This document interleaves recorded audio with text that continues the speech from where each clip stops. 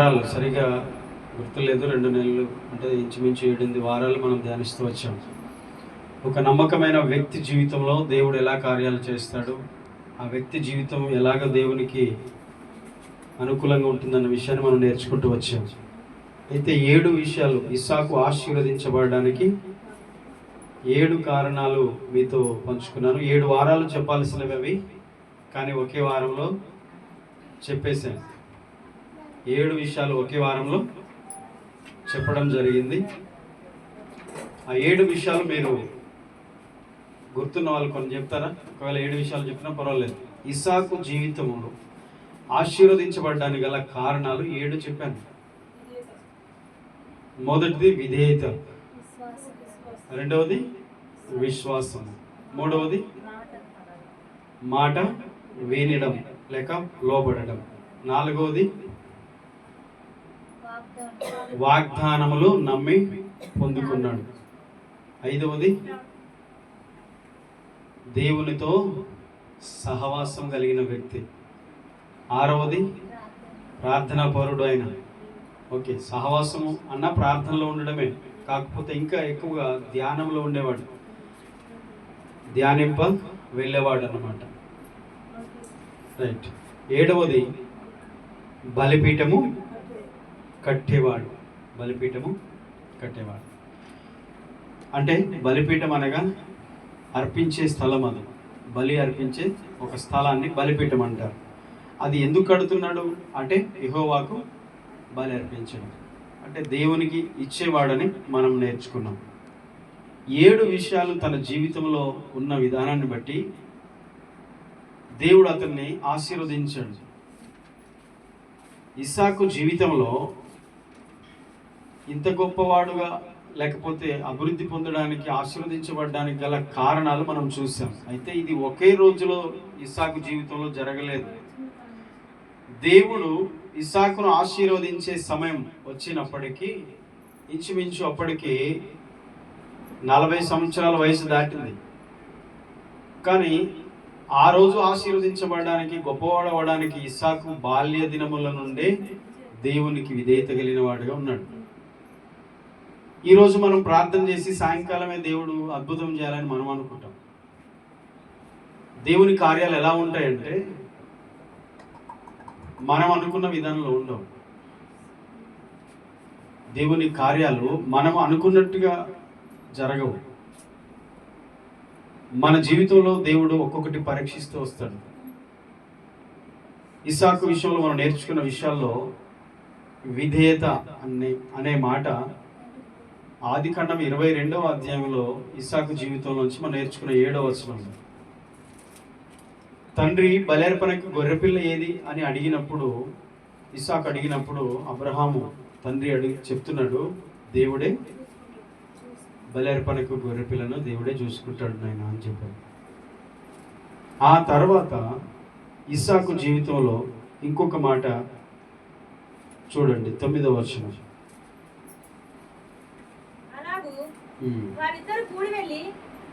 వారిద్దరూ కూడి వెళ్ళి దేవుడు అతనితో చెప్పిన చోటికి వచ్చినప్పుడు అబ్రహాము అక్కడ బలిపీఠం కట్టి కట్టెలు చక్కగా పేర్చి తన కుమారుడు ఇస్సాకును బంధించి ఆ పీఠము పైన కట్టెల మీద ఉంచెను.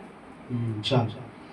అలాగూ వారిద్దరూ కూడి వెళ్ళి దేవుడు అతనితో చెప్పిన చోటికి వచ్చినప్పుడు అబ్రహాము అక్కడ బలిపీఠము కట్టి కట్టెలు చక్కగా పేర్చి తన కుమారుడు ఇస్సాకును బంధించి ఆ పీఠము పైనున్న కట్టెల మీద ఉంచెను. నెక్స్ట్ జరిగినటువంటి విషయం ఇది. దేవుడే చూసుకుంటాడు గొర్రెపిల్లలని చెప్పాడు. చెప్పిన తర్వాత ఇక వారు ఆ పర్వతానికి ఎక్కక మునుపు ఆ పని వారిని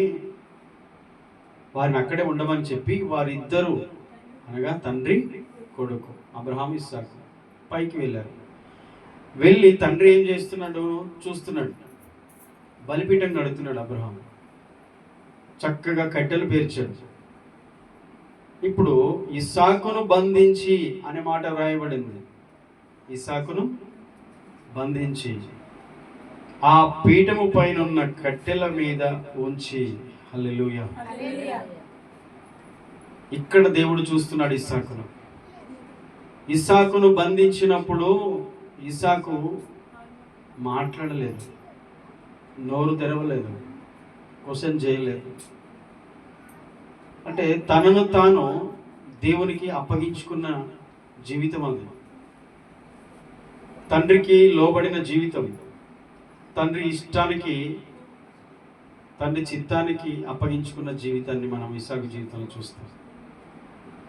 ఇస్సాకు ఆ దేశమందున్న వాడే విత్తనం వేసి ఆ సంవత్సరంలో నూరంతల ఫలము పొందెను అన్న మాట మనం ఒకటి తీసుకొని దానికి వెనకాల ఉన్న ఇస్సాకు యొక్క జీవితంని మనం చూడకపోతే మనం నిజంగా ఫలాన్ని ఆశించడం తప్పే అవుతుంది. దేవుడు ప్రతి విశ్వాసిని చూస్తున్నాడు, వారి హృదయాన్ని చూస్తున్నాడు, వారి మనసును చూస్తున్నాడు, వారి భక్తిని చూస్తున్నాడు, వారి విధేయతను చూస్తున్నాడు. ఇస్సాకు జీవితాన్ని చూస్తూ చూస్తూ చూస్తూ దేవుడు ఒకరోజు ఇస్సాకును ఆశీర్వదించడం మొదలుపెట్టాడు, ఇస్సాకును దీవించడం మొదలుపెట్టాడు. బంధించినప్పుడు ఇస్సాకు మౌనంగా ఉన్నాడు, మారు మాట్లాడేది. గొర్రెపిల్లను దేవుడే చూసుకుంటాడు అన్నావు కదా, దేవుడే చూసుకుంటాడు అన్నాడు. మరి ఇప్పుడు ఇస్సాకును బంధిస్తున్నాడు ఏంటి? కాలు చేతులు కట్టేసి ఇస్సాకును తీసుకెళ్ళి ఇదిగో తన కుమారుని ఎక్కడ బలిపీఠం పైన కట్టెల మీద ఉంచాడు, పడుకోబెట్టాడు.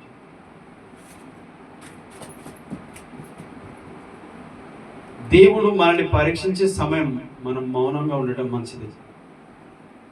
దేవుడు తన కార్యాన్ని మన జీవితంలో జరగనివ్వండి. దేవుడు మనల్ని బంధించినట్టుగా ఉందా, కట్టేసినట్టుగా ఉందా? పరిస్థితులు మనల్ని బంధించినట్టుగా ఉన్నాయా?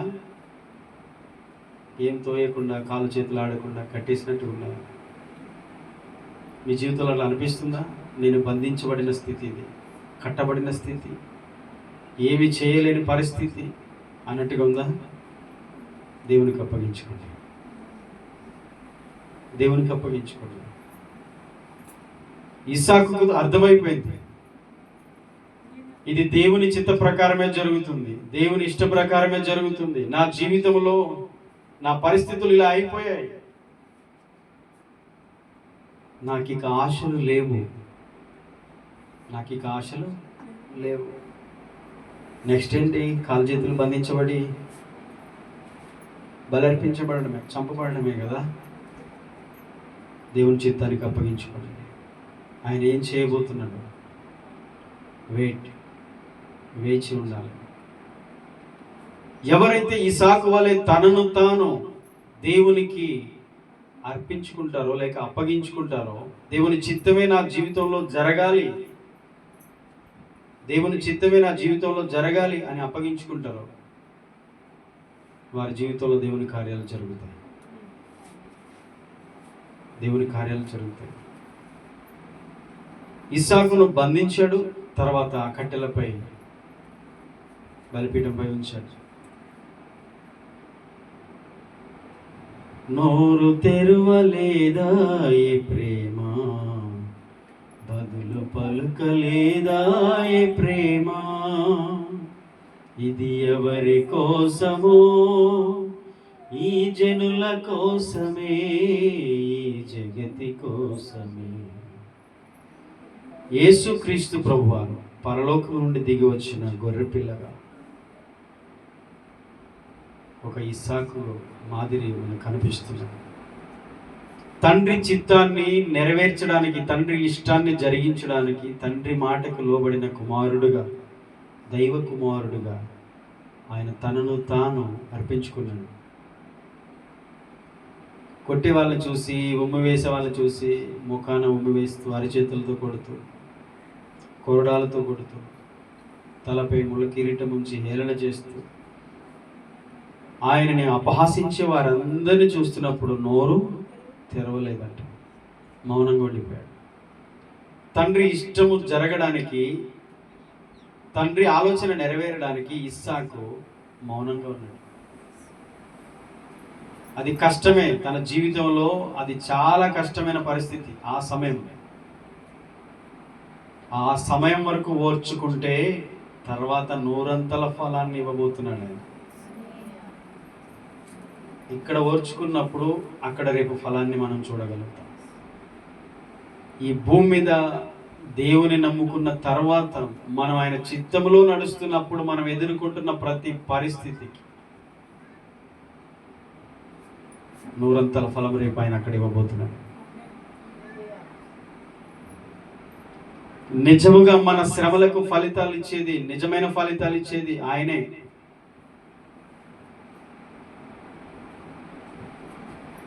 మౌనంగా ఉండి ఆయనకు అప్పగించుకోవడం మంచిది. దేవా, నా ప్రాణం మౌనంగా ఉంది, నిన్ను నమ్ముకొని నా ప్రాణం మౌనంగా ఉన్నది అంటాడు. ఏమీ చేయలేదు.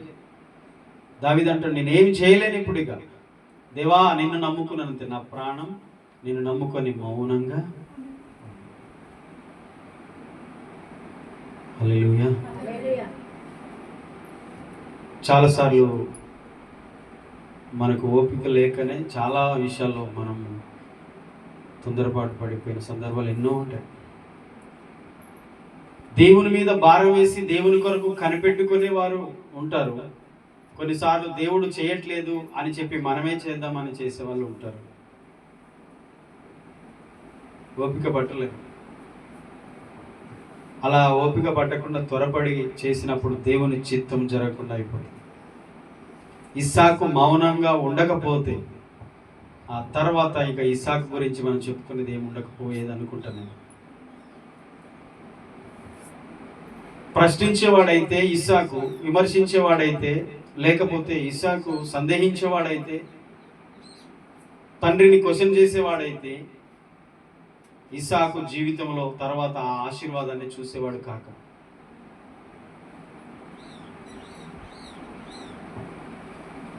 చాలా మంది దేవుని బిడ్డలు అనుకుంటారు, నేను ఇంత ప్రార్థన చేస్తున్నాను ఆయన, ఎందుకు నా జీవితం ఇలా జరిగింది, నా కుటుంబం ఎందుకు ఇలా అయింది, నా పరిస్థితి ఎందుకు ఇలా జరిగింది అని కొంచెం దేవుడు మనకి సహాయం చేయనట్టు అనిపించినా, లేకపోతే మనం ఆశించింది జరగకపోయినా, ప్రార్థనలకు జవాబు రాకపోయినా మనల్ని మనం పరీక్షించుకోము. వెంటనే ఫస్ట్ దేవుణ్ణి క్వశ్చన్ చేస్తాం చాలాసార్లు. కానీ విధేయత చూపాల్సిన సందర్భాలు కూడా ఉన్నాయి, మౌనంగా ఉండాల్సిన సందర్భాలు ఉన్నాయి, సహించాల్సిన, భరించాల్సిన, ఓపిక పట్టాల్సిన సందర్భాలు కూడా ఉన్నాయి. ఇస్సాకు పెళ్ళైన తర్వాత 20 సంవత్సరాలు పిల్లలు లేరు, 40 సంవత్సరాల వయసు వచ్చింది, పిల్లలు లేరు. చూశాడు, అప్పటి వరకు ఓపిక పట్టాడు. చిన్న ప్రార్థన, దేవుణ్ణి ప్రార్థించాడు, దేవుడు మన వాళ్ళకి ఇచ్చేవాడు. నాకు ఏది ఇష్టమో, నాకు ఏది అవసరమో, నాకు ఏది కొరత ఉందో, నాకు ఏం కావాలనో దేవుడు తప్పకుండా ఆలోచిస్తూనే ఉంటాడు. అందుకనే దేవుడు మనం అడిగిందల్లా దేవుడు చేస్తాడని కాదు, కానీ మనం అడిగిన ప్రతి దాని గురించి మాత్రం దేవుడు పనిచేస్తున్నాడు అనే విషయాన్ని మరొకసారి జ్ఞాపకం చేసుకోవచ్చు. నేను అడిగిందల్లా దేవుడు చేయట్లేదు, నేను అడిగిందల్లా దేవుడు చేయట్లేదు, ఇవ్వట్లేదు, నేను అడిగిందల్లా ఆయన చేయట్లేదు. కానీ నేను అడిగిన దానికెల్లా ప్రతి దానికి కొరకు ఆయన పని చేస్తూనే ఉన్నాడు. అంటే టైం తప్పకుండా ఆయన చిత్తంలో, ఆయన సమయంలో ఆయన కార్యం జరుగుతుంది. ఆమేన్. మనం త్వరపడితే జరగదు. కొన్నిసార్లు విశ్వాసానికి పరీక్షలు ఉంటాయి. 75 సంవత్సరాల వయసులో వాగ్దానం చేయబడింది అబ్రహాంకి, నీ సంతానం ఇసుక రేణువుల వల్ల చేస్తాడు. అసలు పిల్లలే లేరు, ఈ సంతానం అన్నట్టు ఆకాశ నక్షత్రం వల్ల చేస్తాడంటే ఎలా నమ్మాడు ఆయన. 25 సంవత్సరాలు పట్టింది. సుమారు 100 సంవత్సరాల వయసులో అబ్రహామును, షారాకు, ఇస్సాకు జన్మించాడు.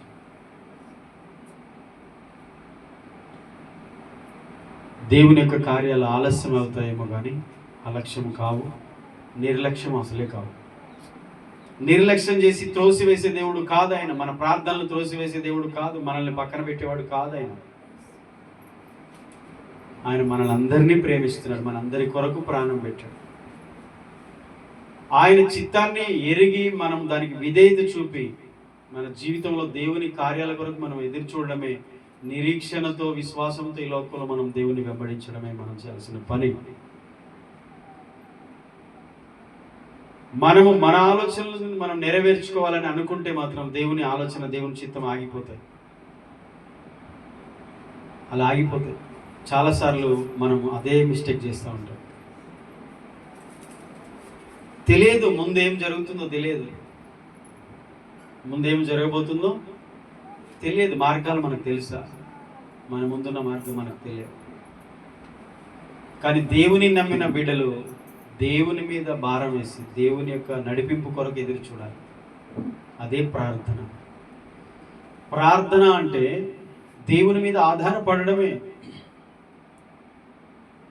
ప్రార్థన అంటే దేవుని మీద ఆధారపడడమే దాని అర్థం. అందుకనే ప్రార్థన చేయి, ప్రార్థన చేయి, ప్రార్థన చేయి అంటే అర్థం ఏంటి? ప్రార్థన చేయకపోతే నాకు అన్నం రాదా, భోజనం రాదా, డబ్బు రాదా? ప్రార్థన చేస్తే బ్రతకలేనా? బ్రతకొచ్చు, కానీ దేవుడు దొరకడు. ప్రార్థనలోనే దేవుడు మనకు దొరుకుతాడు. ప్రార్థనలోనే దేవుని నడిపింపు దొరుకుతుంది. ప్రార్థనలోనే మనం దేవుని మీద ఆధారపడి ధైర్యంగా ముందుకు వెళ్తాం. అదే ప్రార్థన లేకుండే ఈ లోకంలో అందరూ బ్రతుకుతున్నారు. అందరూ ప్రార్థన చేస్తున్నారా? ప్రార్థన అనేది దేవునితో మనల్ని ఐక్యపరుస్తుంది. అందుకే ప్రార్థన అనేటువంటి విధేయతతో కూడిన ప్రార్థన అనేది మన జీవితంలో చాలా అవసరం.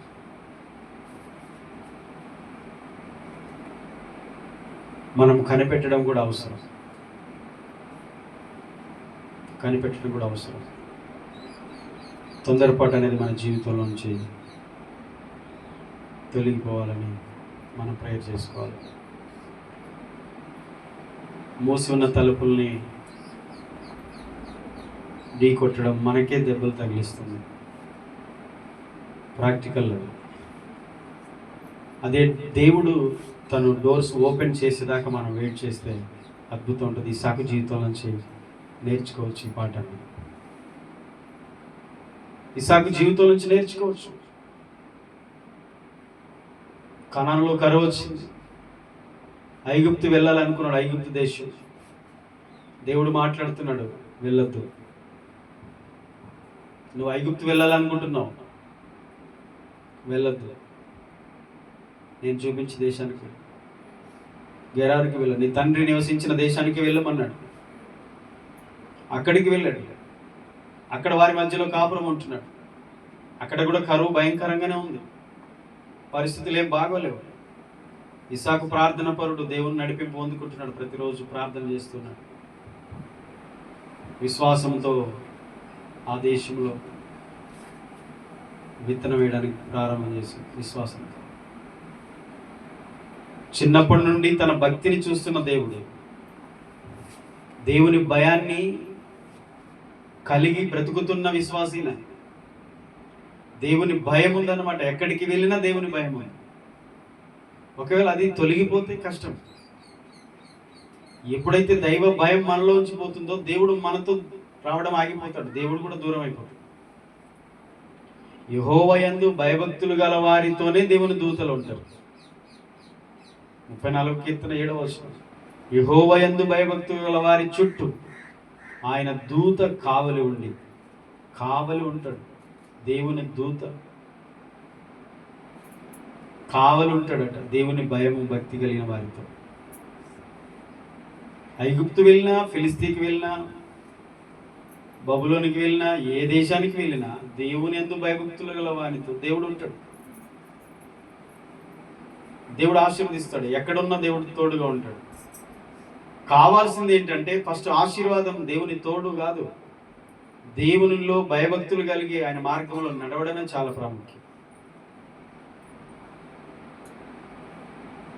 పై సంగతులు మాత్రమే మన మనసులో చేర్చుకుంటున్నాం, కానీ హృదయంలోనికి మాటలు చేర్చుకోవాలి. ఒక చిన్న పిల్లవానికి ఎవరు చెప్పారు? తండ్రి చెప్పాడా? తండ్రి దేవునితో మాట తీసుకొని వచ్చాడు. సరే ఇస్తా, నా కుమారుని ఇస్తాను, అక్కడ మాట తీసుకొని వచ్చాడు. ఇక్కడ కుమారుడి పరిస్థితి ఏంటి? చిన్నప్పటి నుండే ఆ ముసలితనంలో ఉన్న తండ్రిని చిన్న పిల్లవాడైన కుమారుడు గమనిస్తూ ఉన్నాడు. అబ్రహాము దేవునితో నడిచిన విధానం, అబ్రహాము దేవునితో స్నేహం చేసే విధానం, అబ్రహాము యొక్క ప్రార్థన, అబ్రహాము యొక్క అర్పణ, అబ్రహాము యొక్క ఆరాధన, అబ్రహాము భక్తి జీవితాన్ని చిన్న పిల్లవాడిని గమనిస్తున్నాడు. అందుకనే సహవాసానికి దూరమైన వాళ్ళు పాడైపోతారు. సహవాసంలో ఉన్నప్పుడే ప్రతి ఒక్కరి భక్తిని, జీవితాన్ని, మంచితనాన్ని, విశ్వాసాన్ని, దేవునికి ఇష్టలుగా జీవించే వారి పవిత్ర ప్రవర్తన చూస్తున్నప్పుడు బలహీనైన వారు కూడా ఎదుగుతూ ఉంటారు, బలపడుతూ ఉంటారు. అందుకని వాక్యంలో రాయబడింది, నీతిని, భక్తిని, పవిత్ర హృదయులై ప్రభువును ప్రేమించుచు, ప్రభువుకి ఇష్టంగా ఉండి నీతిని, విశ్వాసమును, భక్తిని, ప్రేమను అనుసరించాలట. అలాంటి వారితో కలిసి, అలాంటి వారిని మనం గురిపెట్టి చూడాలి. ఇస్సాకు ఎక్కడ బైబిల్ చదువుకోలేదు, బైబిల్ కాలేజ్కి వెళ్ళలేదు, అక్కడ ట్రైనింగ్ లేదు. ఇస్సాకు ఎవరు నేర్పించలేదు. సమర్పించుకోవాలి, దేవునికి అప్పగించుకోవాలి, దేవునికి విధేయత చూపాలి, దేవునికి లోబడాలి, భయభక్తులు కలిగి ఉండాలి. ఇలా ఉన్నప్పుడు ఇదిగో దేవుడు తోడుగా ఉంటాడు, దేవుడు ఆశీర్వదిస్తాడు, దేవుడు వర్ధిల్ల చేస్తాడు, దేవుడు గొప్ప చేస్తాడు. అలాంటి వారితోనే దేవుడు నడుస్తాడని ఎవరు ట్రైనింగ్ ఇవ్వలేదు ఇస్సాకు. మాదిరి కలిగిన మంచి విశ్వాసి జీవితము ఇంకొకరికి మాదిరికరంగా ఉంటుంది. దేవుల్లో ఎదిగిన విశ్వాసి, ఆత్మీయంగా ఎదిగిన విశ్వాసి బలహీనులైన కొత్తగా వచ్చిన విశ్వాసులకు మాదిరికరంగా ఉంటుంది అలాంటి వారి జీవితాలు. అబ్రహాము దేవునితో ఏ మాట ఇచ్చాడో ఆ మాట అబ్రహాము ఇస్సాకుకు చెప్పలేదు. నిన్ను దేవుడు బలి ఇవ్వమన్నాడు, అందుకే నేను తీసుకెళ్తున్నాను, నేను దేవునికి బలి అర్పించి రావాలి అని చెప్పలేదు. ఆత్మలో ఎదిగిన వాడు అన్నిటిని గ్రహిస్తారు. దేవునిలో సమయం గడిపేవారు దేవుని చిత్తాన్ని తెలుసుకుంటారు.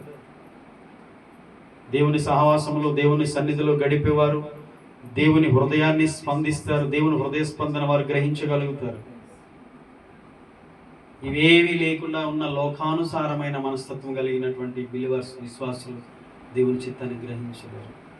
అందుకనే మనం ఎక్కువ వాక్యం చదవాలి, వినాలి, ప్రార్థన చేయాలి, సహవాసంలో ఉండాలి, ప్రార్థనలో ఉండాలి. సంఘ సహవాస కూడికలలో, ప్రతి ప్రార్థన కూడికలలో మనం పాలు పొందుతున్నప్పుడే మనలో శరీర స్వభావం తొలగిపోయి ఆత్మానుసారమైన మంచి స్వభావం, ఆత్మానుసారమైన మనసు మనకు వస్తుంది. దేవునికి లోబడడం ఎవరు చెప్పారు? చూసి నేర్చుకుంటున్నాడు. తండ్రి దేవునికి లోబడుతున్నాడు. అబ్రహామా చిత్తం ప్రభువా, దేవుని చిత్తానికి తండ్రి లోబడుతున్నాడు. ఆటోమేటిక్గా ఒక మంచి విశ్వాసులైనటువంటి తల్లిదండ్రులు ఉంటే, లేకపోతే మంచి విశ్వాసులైన వాళ్ళు ఉంటే కుటుంబంలో, వారి ప్రభావం ఆ కుటుంబంలో పడుతుంది. అది లేకపోతే కష్టం. అది మనం సాధన చేస్తేనే వస్తుంది. సాధన చేయాలి, ప్రతిరోజు చేయాల్సిందే. ప్రతిరోజు మనము ఎలాగైతే భోజనంకు సంపాదన కష్టపడుతున్నామో, ప్రతిదినం ఆత్మీయ జీవితంలో కూడా ఇది ప్రయాసే. ప్రార్థన ప్రతిదినం చేయాలి. ప్రతిదినం వాక్యము, ప్రార్థన, స్తుతి, దేవుని స్తుతించడం, ప్రతిదీ ఆత్మీయ జీవితంలో సాధన అనేది చాలా అవసరం. నూరంతల ఫలాలు ఇచ్చేది దేవుడే అని చెప్పుకున్నాము. మనం నూరంతల ఫలం ఇచ్చేది దేవుడే, కానీ ఎవరికి ఇస్తాడు? ఇస్సాకులకి ఇస్తాడు. ఎంతమంది ఇస్సాకులు ఉన్నారు ఇక్కడ? ఓకే, నేను ఒక ఇస్సాకు వలె ఉండాలి అని మనం తీర్మానం చేసుకోవాలి. ఇస్సాకు భక్తి జీవితాన్ని మనం గమనిస్తున్నాం. నూరంతల ఫలాన్ని ఆయన పొందుకున్నాడంటే అంత సక్సెస్ఫుల్ మ్యాన్గా, అంత స్పిరిచువల్గా, ఆత్మీయంగా ఉన్న వ్యక్తి ఆత్మలో ఒకవైపు వర్ధిల్లుతున్నప్పుడు అన్నిటిలో వర్ధిల్లుతూ వచ్చాడు. కొన్నిసార్లు ఆత్మీయ జీవితాన్ని పట్టించుకోకుండా లోకంలో బాగా ఎదుగుతున్నామంటే అది చాలా ప్రమాదమే. దేవునితో సంబంధం లేదు ధనవంతుడికి, దేవునితో సహవాసం లేదు, రక్షణ లేదు, మారు మనసు లేదు, దేవుడే లేడు తన జీవితంలో. కానీ లోకం అంత ఉంది. ఉదారంగా వస్త్రాలు ధరించేవాడట, ప్రతిదినం బహుగా సుఖపడేవాడంట. ఆత్మీయ జీవితంలో అసలే పతనమైపోయినా లోకంలో అంతా బాగుందంటే ఓకే, దేవుడు ఆశీర్వదించాడు అనుకోకండి. తప్పుడు అడిగేస్తున్నట్టు అక్కడ సాతాను ఊరిలో ఉన్నారు వాళ్ళు. ఆ ధనవంతుడికి అన్నీ ఉన్నాయి, కానీ ఆత్మీయ జీవితంలో దేవునితో సంబంధం లేని పరిస్థితి. అది చనిపోగానే ఎక్కడికి వెళ్ళాడు? పాతాళంలోకి వెళ్ళి యాతన పడుతుంది. అదే బీదవాడైనా, లోకంలో ఏమీ లేకపోయినా దేవునితో సంబంధం ఉంది, రక్షణ పొందాడు, దేవుని కలిగి ఉన్నాడు. చనిపోగానే దేవదూతల చేత కొనిపోబడి అబ్రహాము రొమ్మున అనుకున్నాడు. అందుకనే ధనరాసులేల ధనవంతులకు ఈ లోక భాగ్యము దాచిన మేలులెన్నో దయచేసినావే ఇహ పరమున నాకు. ధనరాసులేల ధనవంతులకు ఈ లోక భాగ్యము దాచిన మేలులెన్నో దయచేసినావే ఇహ పరమున నాకు. శ్రమల మార్గమును నిరీక్షణ ద్వారముగా చేసితివే శ్రేష్టమైన నీ ఉపదేశముతో. దేవునికి మహిమ కలుగును గాక. ఒకవేళ లోకంలో భోగ భాగ్యములు కలిగి, బహు సంపాదన కలిగి, ఆస్తిపాస్తులు కలిగి ధనవంతులై ఉంటే ఆ ధనరాశులే వాళ్ళకి ఈ లోక భాగ్యం. మరి దేవుని నమ్ముకున్న వారికి, ఒకవేళ దేవుని నమ్మిన బీదలైన వారికి దేవుడే. హల్లెలూయా. కాకపోతే ఈ లోక సంబంధమైన దాన్ని దేవుడు ఇస్తాడు, అది అవసరాన్ని బట్టి దేవుడు ఇస్తాడు, తప్పకుండా దీవిస్తాడు. కానీ మన జీవితము దేనితో కనెక్ట్ అయి ఉండాలి? లోక సంబంధమైన వాటితోనా, దేవునితోనా? దేవునితో సంబంధం కలిగి ఉండాలి. ఈ సంబంధం ఉన్నా పోయినా ప్రాబ్లం లేదు. ఓకే, ఉంటే మంచిదే, లోకంలో ఉంటే మంచిదే, లేకపోయినా నష్టమేమీ లేదు. ఎందుకంటే శాశ్వతమైనది ఏది, అశాశ్వతమైనది ఏదో మనం తెలుసుకోవాలి. ఓకే, మొదట ఆత్మలో వర్ధిల్లిన ప్రకారం అన్నిటిలో దేవుడు వర్ధిల్ల చేసినట్టు ఇస్సాకు జీవితంలో పేదవాడే కావచ్చు, పిల్లవాడే కావచ్చు, చిన్నవాడే కావచ్చు, ఆత్మీయంగా ఇంకా ఆయనకి ఏమి అవగాహన లేకపోవచ్చు, కానీ విశ్వాసము, భక్తి, విధేయత అనేది, దేవునికి లోబడడం అనేది, దేవునికి తను తాను అప్పగించుకోవడం అనేది ఇస్సాకు జీవితంలో మనం చూస్తున్నాం. అది చూసిన దేవుడు ఇస్సాకు ఆత్మీయ జీవితంతో పాటు లోక సంబంధమైన జీవితంలో కూడా అభివృద్ధిని కలగజేశాడు. ఎలా చేశాడో మీరు చూడండి. 26:14 ఆదికాండం 26 అధ్యాయము 14 వచనాన్ని ఒక్కసారి ఎవరైనా చూద్దారా? ఆదికాండం 26:14. అతనికి అనగా ఇస్సాకుకు గొర్రెల ఆస్తి, గొడ్ల ఆస్తి, దాసులు గొప్ప సమూహము కలిగినందున ఫిలిస్తీయులు అతని యందు అసూయపడిరి. హల్లెలూయా. ఇస్సాకు ఎలాంటి దీవెన పొందుకున్నాడు? భూ సంబంధంగా గొర్రెల ఆస్తి ఉందంట. అంటే ఎన్ని గొర్రెలో తెలియదు. గొర్రెలు కూడా ఆస్తే కదా. ఆస్తి అంటే కేవలం భూమేనా, పొలమేనా? పొలము చెలకనే ఆస్తి అంటారా? గొర్రెల మందలనే ఆస్తి అంటారు, గొడ్లను ఆస్తి అంటారు, పశువుల మందల ఆస్తి అంటారు. ఇంకా చెప్పాలంటే దాసులు, ఎంతో మంది పనివారు ఉన్నారు ఇస్సాకు. మరి అంటే ఎంతో మంది దాసులు ఉన్నారంటే ఎంతో సంపద ఉండొచ్చు. దేవుడు అలా దీవించి, ఎలాగ దీవించాడంటే, అలా దీవించడం అంటే అక్కడ ఉన్నటువంటి గెరారు ప్రాంతంలో ఉన్న ఫిలిస్తీయులు, అన్యజనులందరూ అసూయపడేంతగా అతన్ని ఆశీర్వదించాడు దేవుడు. హల్లెలూయా. ఫిలిస్తీయులు అసూయపడేంతగా ఆశీర్వదించాడు. అతని దాసులు గొప్ప సమూహం కలిగి ఉన్నందున ఫిలిస్తీయులు అతని యందు అసూయపడిరి. అది నిన్ను చూసి అసూయపడేయాలి. అంతగా దేవుడు నిన్ను దీవిస్తాడు, అంతగా దేవుడు నీ కుటుంబాన్ని ఆశీర్వదిస్తాడు, అంతగా నిన్ను దేవుడు బలపరుస్తాడు. కాబట్టి పరిస్థితులను బట్టి ఏంటి, ఇప్పుడున్న పరిస్థితులను బట్టి, కష్టాలను బట్టి, శోధనలను బట్టి, దేవుని నమ్ముకున్న తర్వాత మనం ఎదుర్కొంటున్న ప్రతి పరిస్థితిని బట్టి అస్సలు కృంగిపోవద్దు, అసలే కృంగిపోవద్దు. దేవుడు ఎలా దీవిస్తాడో మనం చూస్తున్నాం. ఇస్సాకు చిన్న వయసులో ఉన్నప్పుడు దేవునికి లోబడి విధేయత చూపిన ఇస్సాకును దేవుడు పెళ్లి వయసు వచ్చేసరికి, ఇస్సాకు 40 సంవత్సరాల వయసు వచ్చేసరికి ఎంతగా దీవించాడు. ఎప్పటి నుంచి ఆరంభమైంది భక్తి. మనందరం ఇప్పుడు తెలుసుకున్నాం మధ్య వయసులో.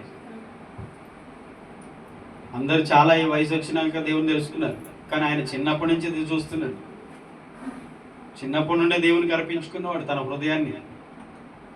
దేవుడు తండ్రితో మాట్లాడితే ఇస్సాకు కూడా కనెక్ట్ అయిపోయింది. అది అక్కడికి ఏం మాట్లాడుతుండో ఫోన్ మొత్తం, దీని ఏమంటారు, ఫోన్ కాన్ఫరెన్స్ ఫోన్ మాట్లాడినట్టుగా తండ్రి ఇస్సాకు తండ్రి అయిన అబ్రహాముతో దేవుడు ఏం మాట్లాడుతున్నాడో ఇస్సాకు అది తెలిసిపోతుంది. తండ్రి దేవుడు ఏం చెప్పాడో అబ్రహాం ఏం చేస్తున్నాడో అది కూడా తెలిసిపోతుంది, అర్థమైపోతూనే ఉంది. అంతగా ఎదిగాడు ఆయన భక్తిలో.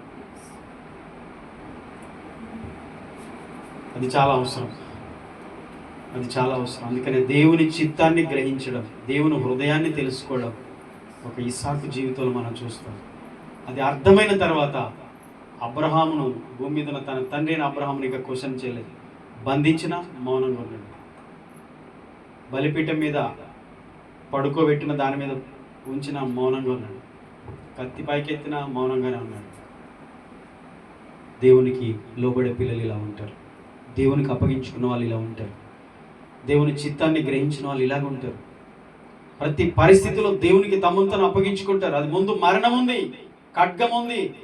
అబ్రహాము తన తండ్రి అయిన అబ్రహామే తనను బలివ్వబోతున్నాడు. అవును, మరణం ఉంది, బలిగాబోతున్నాడు, చంపబడబోతున్నాడు. అవును, అయినా సరే మౌనంగా ఉన్నాడు. అర్థమైపోదా? కాలు చేతులు కట్టినప్పుడే బంధించినప్పుడు అర్థమైపోతుంది. మరి ఎంతమంది దేవునికి అలా అప్పగించుకుంటున్నారు? నీ చిత్తము జరుగును గాక నా జీవితంలో. అలా అప్పగించుకున్న వారిని అసూయపడంతగా దేవుడు హెచ్చిస్తాడు. తగ్గించుకున్నాడు ఇస్సాకు, దేవుడు హెచ్చించాడు. ఇస్సాకు తగ్గించుకున్నాడు, దేవుడు బహుగా హెచ్చించాడు. ఆ రోజు ఇస్సాకు బాలుడుగా ఉన్నప్పుడు బలిర్పించడానికి తన తండ్రి తీసుకుని వెళ్తున్నప్పుడు, కాలు చేతులు కట్టి బంధించినప్పుడు, బలిపీఠంపై పడుకోబెట్టినప్పుడు ఇస్సాకు తగ్గించుకోకపోతే, తనను తాను విధేయుడిగా దేవునికి తనను అప్పగించుకోకపోతే, లోబడే మనసు ఆ రోజు లేకపోతే ఇస్సాకు ఈ రోజు హెచ్చించబడేవాడు కాదు. ఇస్సాకు ఈ రోజు దీవించబడేవాడు కాదు. ఇంత గొప్పవాడయ్యేవాడు కాదు. ఆ మనుషుడు మిక్కిలి గొప్పవాడాయను, యెహోవా అతను ఆశీర్వదించను, అతడు క్రమక్రమంగా అభివృద్ధి పొందుచూ వచ్చెను. ఆ మాట చెప్పే అవకాశం ఇస్సాకు జీవితంలో రాకపోయేది ఉండే. ఇస్సాకు ఒకవేళ లోబడకపోతే, కానీ లోబడ్డాడు, విధేయత చూపాడు. ఇస్సాకు జీవితం నుంచి మనం నేర్చుకున్న పాఠ. కాబట్టి ఈరోజు ఇస్సాకు గురించి చెప్పాల్సిన విషయాలన్నీ కూడా గడిచిన వారంలో చెప్పేసాం. ఇది పూర్తిగా ఈ రోజు నుంచి ఇస్సాకు గురించి ఇక మనం ఈ సబ్జెక్ట్ ఇక చెప్పట్లేదు. మళ్ళీ మనం అపొస్తలుల కార్యానికి వెళ్తాం. మరలా స్టెఫెన్ దగ్గరికి వెళ్ళి మరలా నమ్మకంగా ఉన్న ఒక వ్యక్తిని దేవుడు ఎలా దీవిస్తాడు అన్న దానికి ఇస్సాకు జీవితాన్ని ఒక ఉదాహరణ తీసుకొని ఈ రోజులు ధ్యానించాం. నమ్మకంగా ఉంటే సరిపోతుందా అంటే, ఒక నమ్మకత్వంలో యథార్థత ఉంటుంది, విధేయత ఉంటుంది, విశ్వాసం ఉంటుంది, మాటకు లోబడితనం ఉంటుంది, దేవుని వాగ్దానం నమ్ముతాడు, ప్రార్థన చేస్తాడు, దేవునితో సహవాసం చేస్తాడు, దేవునికి అర్పించుకుంటాడు, దేవునికి ఇచ్చేవాడుగా ఉంటాడు. ఇన్ని విషయాలు అందులో దాగి ఉన్నాయి. అలాంటి వ్యక్తి దేవుని చేతిలో వాడబడతాడు, దేవుని మహిమ కొరకు నిలబడతాడు. అలాంటి వ్యక్తుల్ని దేవుడు చుట్టూ ఉన్న ప్రజల మధ్య దేవుడు వారిని ఆశీర్వదిస్తే గొప్ప చేస్తాడు, ఆశీర్వదించి. మరి మనం విని వదిలేయడం మట్టుకే అయితే ఇస్సాకు గురించి వినడం వల్ల మనకు ఉపయోగం ఏమీ లేదు. కానీ ఇస్సాకు గురించి విన్న మనము ఇస్సాకు వలె ఉండడానికి ప్రార్థన చేయాలి. అయ్యా, చిన్నప్పటి నుంచే విధేయత కలిగిన వాడుగా ఉన్నాడు ఇస్సాకు, తండ్రి మాటకు లోబడేవాడిగా ఉన్నాడు, తనను తాను అప్పగించుకునేవాడిగా ఉన్నాడు. దేనికి అప్పగించుకున్నాడమ్మా? పని చేయడానిక? చంపబడడానికి కూడా అప్పగించుకున్నాడు. ఈరోజు ఒక తండ్రి ఒక మాట చెప్తే వినట్లేదు పిల్లలు. తండ్రికి లోబడే పిల్లలు ఎక్కడున్నారు? ఆత్మీయ తల్లిదండ్రులకు లోబడే ఆత్మీయ బిడ్డలు ఎక్కడున్నారు? సంఘం. ఒక మాట అంటేనే ఓర్చుకోలేరు, ఒక గద్దింపునే సహించలేకపోతున్నారు. పాస్టర్ గారు ఇటు అంటాడా మమ్మల్ని? పాస్టర్ గారు అనే పదం కూడా లేదండి, వెనక గారు కూడా తీసేస్తారు, ముందుదే వాడతారు, పాస్టర్ అంటారు. ఈరోజు లేదు, అలాంటి విశ్వాసులు లేరు. విధేయత కలిగిన పిల్లలు పరలోకపు తండ్రికి అప్పగించుకుంటారు. సేమ్ టైం ఆత్మ సంబంధమైన ఆత్మీయ తల్లిదండ్రులు కూడా గద్దింపులకు లోబడి, అవును నా జీవితం ఒకవేళ ఇలాగ ఉందేమో, ఈరోజు దేవుడు నాతోనే మాట్లాడాడేమో అని సరి చేసుకొని వారిని వాళ్ళు దేవునికి అప్పగించుకొని దేవునితో నడిచే వాళ్ళ జీవితాలు దీవెనకరంగా మారుతాయి. దీవించేది దేవుడే, హెచ్చించేది కూడా దేవుడే. ఇస్సాకుని ఎవరు గొప్ప చేశారు చెప్పండి? అబ్రహామా? అబ్రహాం గొప్ప చేశాడు. అబ్రహాం మాదిరి చూపాడు అంతే. అబ్రహాము భక్తిని చూపించాడు, మాదిరిని చూపించాడు, చూపించుకుంటూ వెళ్ళాడు. కానీ ఇస్సాకు దేవునితో ఉన్న సంబంధాన్ని బట్టి ఇస్సాకు దీవించబడ్డాడు. ఆమేన్. దేవుడు మన పిల్లల్ని దీవించాలి. మనల్ని దీవించిన దేవుడు వారిని కూడా దీవిస్తాడు. కాబట్టి ఏ పరిస్థితిని బట్టి కూడా కృంగిపోవద్దు. ఎలాంటి పరిస్థితులు ఎదురయ్యాయో తెలుసా? ఇస్సాకు జీవితంలో ఇంతగా దీవించబడిన ఇస్సాకు వెళ్ళి ఒక బావి తవ్వితే నీళ్ళు వచ్చాయి. వెంటనే ఆ ఫిలిస్తీన్లు అందరూ వచ్చి గొడవ చేశారు, ఈ భూమి మాది, ఈ బావి మాది. అబ్రహాం కాలంలో అలాగే చేశారు. ఆ బావిలన్నీ పూడ్చి చేశారు. వాళ్ళు తవ్వుతామంటే వాళ్ళు వచ్చి పూడ్చారు బావులు. వరలేనితనం, అసూయ. మరలా తన తండ్రి తవ్వించిన బావులు ఇస్సాకు తవ్విస్తే ఏ బావి తవ్వినా నీళ్ళు వస్తున్నాయి. కరువులో బావి తీస్తే నీళ్ళు వస్తాయా? 26 అధ్యాయం మీరు కిందికి అంతా చదవండి, అర్థమవుతుంది. అక్కడ ఉన్నాయి అన్నీ. మరలా ఇంకొక బావి తవ్వితే అక్కడ నీళ్ళు వచ్చాయి. అక్కడ కూడా వాళ్ళు అడ్డుకున్నారు, అక్కడ గొడవ చేశారు. సరే అక్కడి నుంచి వెళ్ళిపోయి ఇంకొక బావి తీసి ఇంకా అక్కడికి రాలేదు. అప్పుడు దేవునికి బలిపీఠం కట్టి ఇస్సాకు అక్కడ దేవునికి ప్రార్థన చేశాడు, బెయేర్షెబా అనే ప్రాంతంలో.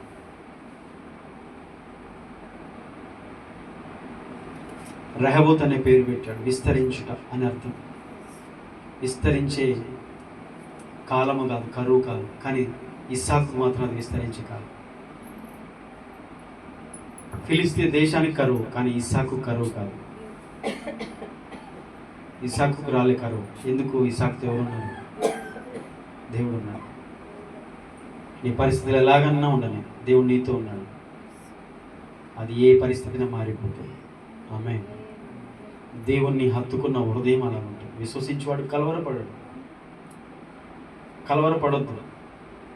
విశ్వసించేవాడు కలవరపడడు. దేవుడి మీద విశ్వాసం వచ్చి ఇస్సాకు జీవితాన్ని అలాగే దేవుడు ఆశీర్వదించి విస్తరింపచేశాడు. ఎప్పటి వరకు అసూయపడి ఓరవ లేకుండా తగాదాలు గొడవలు చేసిన వాళ్ళంతా వచ్చి ఇస్సాకుతో షేక్ హ్యాండ్ ఇస్తున్నారు.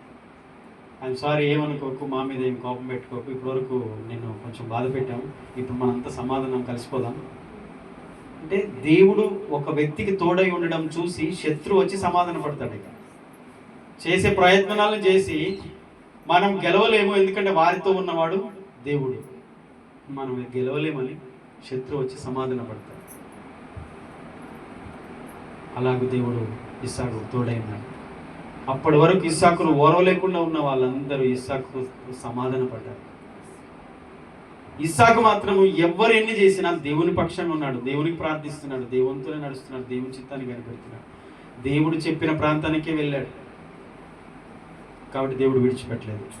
ఆయన మాట విని ఆయన మాటకు లోబడే వారిని దేవుడు విడిచిపెట్టడు. అది ఫిలిస్తీన్ల దేశమైనా, గెరారు దేశమైనా, కనాను దేశమైనా, బబులోని దేశమైనా, ఇంకే దేశమైనా కానీ దేవుని మాట విని దేవుని చిత్తానుసారంగా వెళ్ళే ప్రతి మనిషికి దేవుడు ఎక్కడికి వెళ్ళి తోడుంటాడు, దేవుడు అతను ఆశీర్వదిస్తాడు. అది మనం నేర్చుకోవాలి ఇస్సాకు గురించి. ఓకేనా? 7 విషయాలు మనం నేర్చుకున్నాం. అందులోంచి మరలా ఈరోజు కొన్ని కొత్త విషయాలు మీతో పంచుకున్నాను. ప్రాముఖ్యంగా విధేయత, దేవునికి అర్పించుకోవడం అనేది మనము మన జీవితంలో ఖచ్చితంగా కలిగి ఉండాలి. ఒక సందర్భాన్ని గుర్తు చేసి నేను ముగిస్తాను. యోబు అన్నాడు, యెహోవా ఇచ్చిన యెహోవా తీసుకొని పోయాను. అంటే సమస్తము కలిగి ఉన్న యోబు ఒక సందర్భంలో సమస్తాన్ని కోల్పోయాడు. కోల్పోయాడా? చెప్పండి, అన్ని కోల్పోయాడా లేదా? ఇప్పుడు అన్ని కోల్పోయినప్పుడు యోబు యెహోవా ఇచ్చాడు, నేను అన్ని కోల్పోయానా అనాలి. కొత్త విషయం రాసుకోండి, నాకే కొత్తగా వచ్చింది. యెహోవా ఇచ్చను, అన్నీ నేను కోల్పోయాను అనాలి. కానీ ఏమన్నాడు? యెహోవా ఇచ్చను. అట్లే ఉందా? ఇప్పుడు యెహోవా ఇచ్చి యెహోవా తీసుకున్నాడా? యోబు గ్రంథము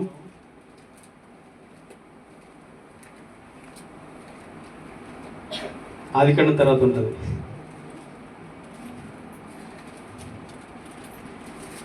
దొరికిందా? 11 తర్వాత ఎక్కడ ఉంది? రైట్, 1వ అధ్యాయము 10వ వచనం చదవండి.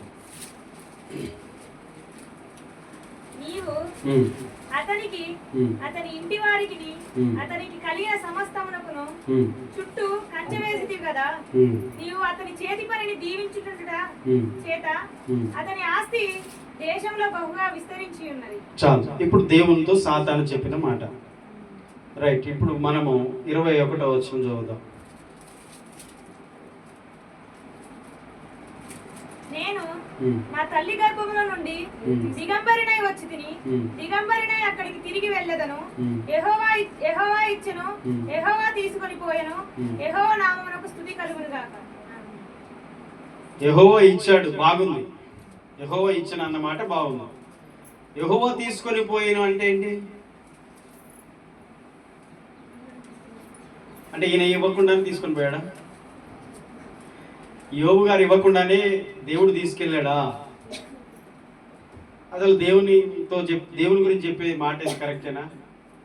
దేవుడు ఇచ్చాడు, బాగుంది, రైట్, దేవుడే ఇచ్చాడు అది ఓకే.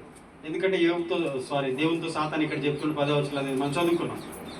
దేవుడే ఇచ్చాడు, దేవుడే గొప్ప చేశాడు, దేవుడే ఆస్తిపూర్ణంగా చేశాడు, దేవుడే సంపదను ఇచ్చాడు, మందలను ఇచ్చాడు, పనివారిని ఇచ్చాడు, అంతా బాగుంది. దేవుడు ఇచ్చాడు. దేవుడు ఇచ్చి దేవుడు తీసుకుంటాడా? యెహోవా ఇచ్చాడు, యెహోవా తీసుకొని పోయినా అంటున్నాడు. మళ్ళీ ఆయన నామానికి స్తుతి కలుగును గాక.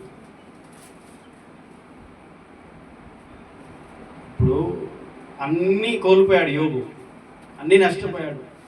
శోధన అనుకుందాం. సాతానే వచ్చి మొత్తం నష్టం చేశాడు, నాశనం చేశాడు. అది మనకి క్లియర్గా అర్థమవుతుంది కదా. పర్మిషన్ తీసుకొని వచ్చాడు, సాతానే సమస్తం యోబుకు కలిగిన సమస్తాన్ని నష్టం చేశాడు. మరి ఈ దేవుడు తీసుకొని పోయాడు అంటాడు ఏంటి? దేవుడు తీసుకున్నాడు, ఇచ్చాడు, ఆయన తీసుకున్నాడు. యోబు ఇలా అనడంలో అర్థం ఏంటి?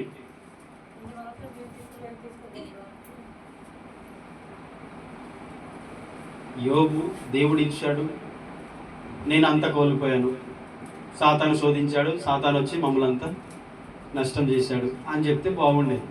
కానీ దేవుడు ఇచ్చాడు, దేవుడే తీసుకున్నాడు అంటున్నాడు. అంటే యోబు మనసులో, యోబు యొక్క విశ్వాసాన్ని మనం గ్రహించాలి. యోబు మనసులో ఏమో తెలుసా? యెహోవా ఇచ్చెను, యెహోవా తీసుకొని పోయాను అంటే అర్థం ఏంటి? ఎందుకు ఆ మాట అన్నాడంటే మళ్ళీ ఇస్తాడని. హల్లెలూయా. యెహోవా ఇచ్చెను, నేను సమస్తం కోల్పోయాను అని అనట్లేదు. యెహోవా ఇచ్చాడు, ఇదిగో సాతానంతా పాడు చేశాడు అనట్లేదు. యెహోవా ఇచ్చాడు, యెహోవా తీసుకున్నాడు అంటే ఏం చెప్తున్నట్టు? దేవా నువ్వు ఇచ్చావు, నువ్వే తీసుకున్నావు, మళ్ళీ ఇయ్యి అని దాని అర్థం. మళ్ళీ అడుగుతున్నాడు. అందుకనే యెహోవా ఇచ్చాడు, యెహోవా తీసుకున్నాడు, మళ్ళీ ఇస్తాడు. ఇచ్చాడు, 2 అంతలు ఇచ్చాడు. క్రైస్తవులా 2 అంతలు ఇచ్చాడు. దేవుడు 1 రూపాయి తీసుకుంటే 2 రూపాయలు ఇస్తాడు. ఇది సీక్రెట్. ఒక్కసారి విధేయత చూపితే నువ్వు చూపిన విధేయతని బట్టి 100 సార్లు ఆయన దీవిస్తూనే ఉంటాడు. అది సీక్రెట్. ఒక్కసారి దేవుని కొరకు నీవు నీ జీవితాన్ని అర్పించుకోవడానికి ప్రారంభిస్తే తర్వాత నీ తరాలకు దేవుడు దీవెనగా నిన్ను మారుస్తాడు. అది సీక్రెట్.